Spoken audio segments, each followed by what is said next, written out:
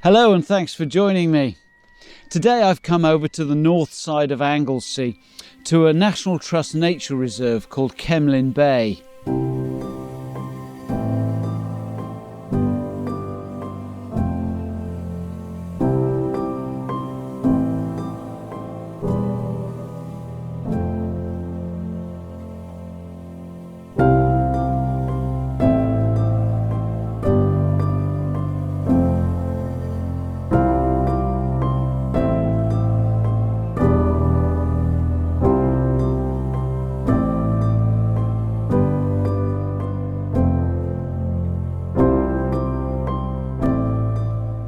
Now, I was tempted to include this as a park and shoot, but it isn't really, because even though there are car parks at either end of the bay, you do have to walk a little bit. It's quite an interesting location though, just to come and have a look round. It's a nature reserve, and at this time of year in springtime there's a lagoon behind the shingle beach which is actually fenced off, and they ask you not to walk there or let your dogs off because there are nesting birds. But if you're a bird watcher, it's a great place to come. And of course, if you're a wildlife photographer, it's a great place to come. But I'm here to take a little hike along the cliff tops, only about a couple of miles, to a cove called Hen Borth.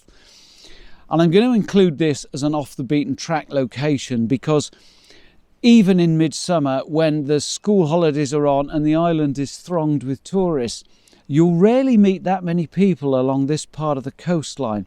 From here across to Carmel Head, which is just north of Anglesey, where I've taken you to a couple of times before, it's the sort of part of the island where you'll meet very few other walkers. So well worth coming if you want a bit of solitude.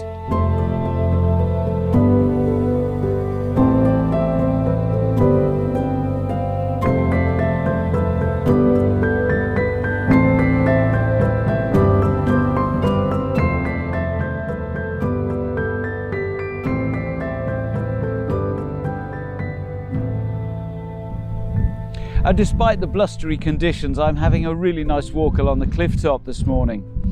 But as you can probably see, the light is quite harsh, and you might think that taking some sort of classic coastal composition off a cliff top really wouldn't lend itself to a decent image. However, I'm specifically using that harsh light to good effect.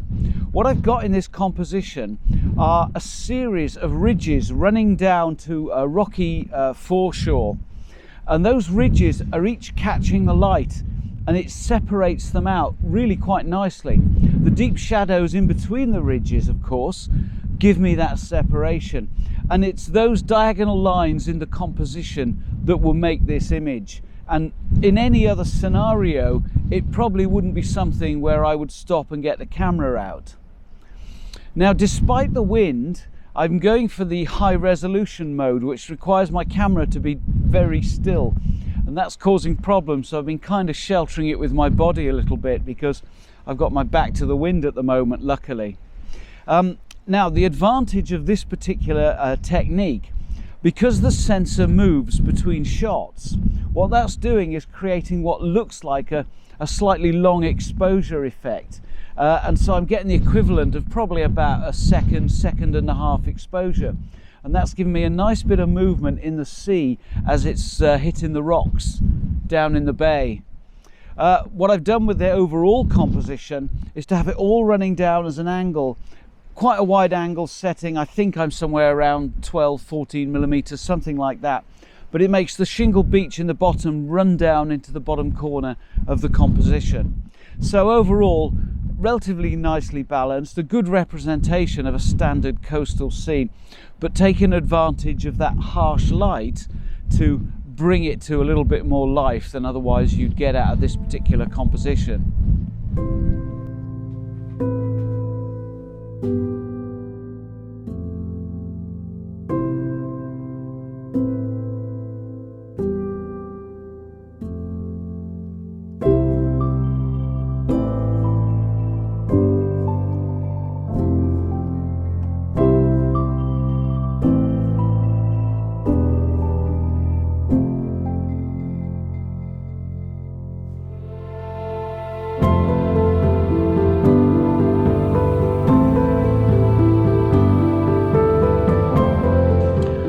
Well, this little Sunday morning stroll is nothing like the sort of epic hikes that I've been doing recently up in the mountains, but it does make a nice change.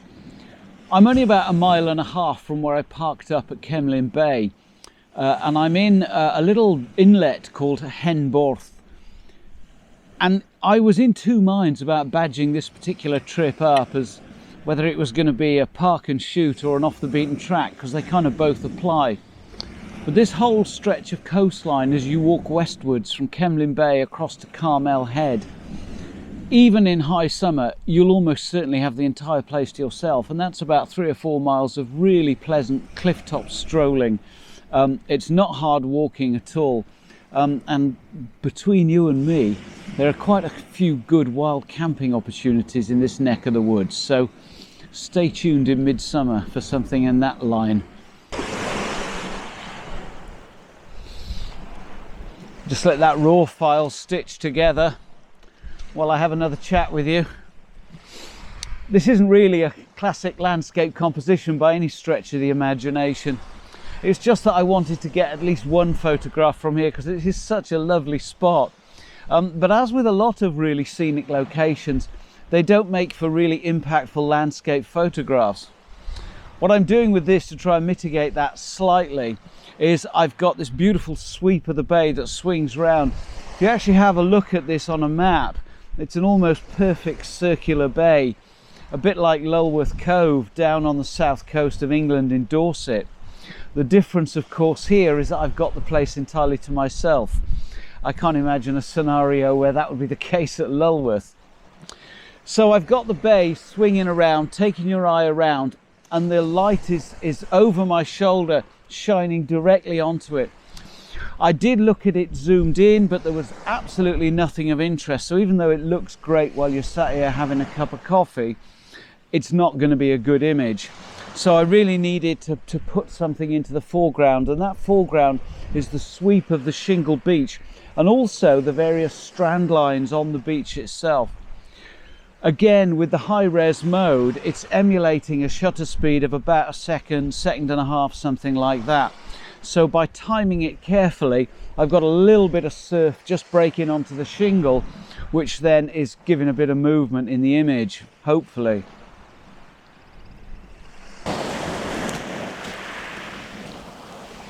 This old piece of driftwood's just caught my eye. What I like about it, it obviously hasn't been in the sea for very long because it's still got pine cones on it. Old piece of fir tree. I'm thinking in terms of how I might use the surf, the white of the surf and the turquoise of the sea as a backdrop. Not sure what I'm going to be able to do with it though, so this is going to be camera off the tripod. See how I can frame it up before I even think about getting it on here. In terms of technique, I'm going to be thinking about how I can stand right back from it, get down low, and then use long zoom on it with a really wide open aperture. Even though it's a micro four thirds camera, I can still pretty easily get a narrow depth of field so that my backdrop is significantly out of focus. That's what I'm going to want to do with it. And in doing that, that will give me a fast shutter speed, which will freeze any motion in the branches which are blowing around a little bit in the breeze. That's also going to freeze the seawater though. So I'm going to have to think about this, because there's an argument that says it would be nice to increase the blur in the background if the seawater was not frozen. If I can find a gap in the wind when the branch isn't moving at all, I might take advantage of that and look to get a higher shutter speed. For that, I might need to put an ND filter on. This isn't going to produce a fine art piece of exemplary photography, but as a technical exercise, it's quite good practice.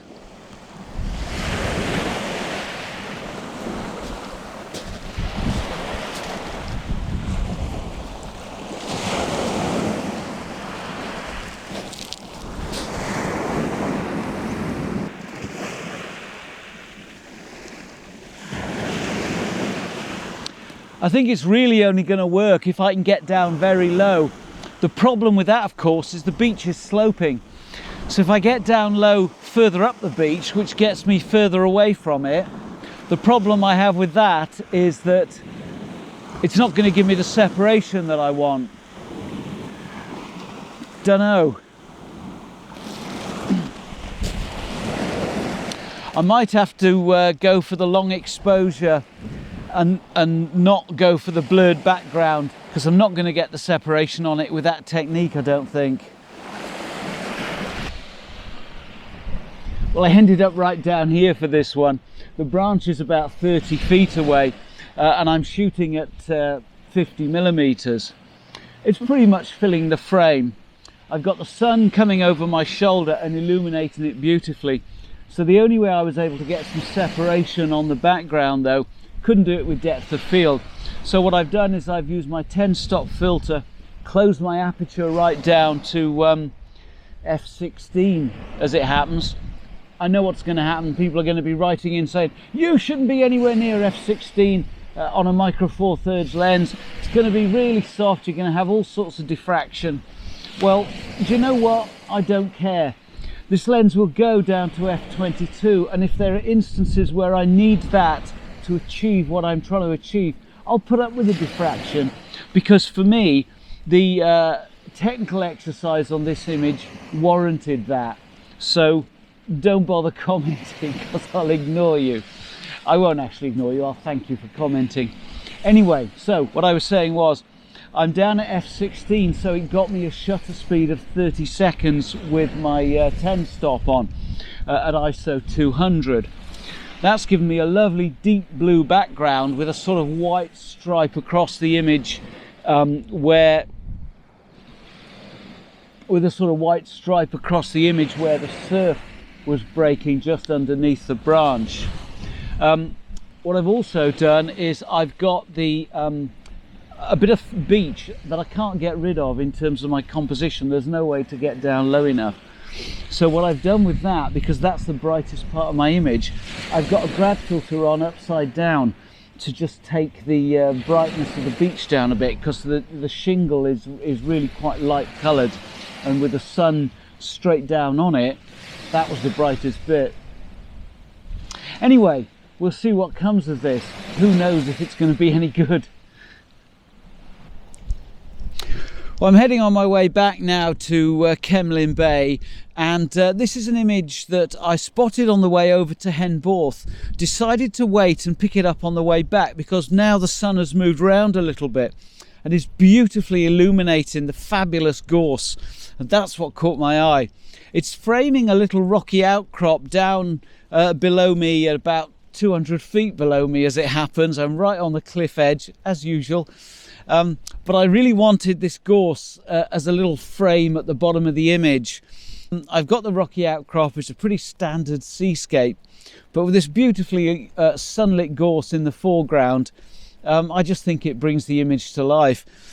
Pretty straightforward exposure wise, although I have slightly overexposed for the rock down there, because I've got a deep shadow to the right hand side.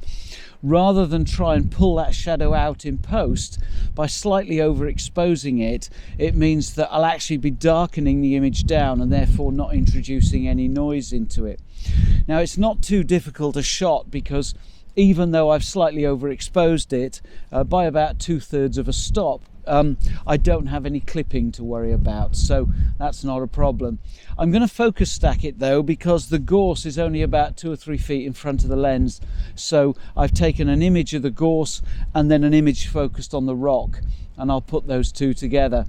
But I just love the way the light is really firing up this beautiful yellow gorse, and I wanted to take advantage of that. It's a real springtime on Anglesey shot. So I think I'm going to leave it there for this one. Just a short stroll out for a Sunday morning, only about 3 miles this week. Who knows where I'll be next time though.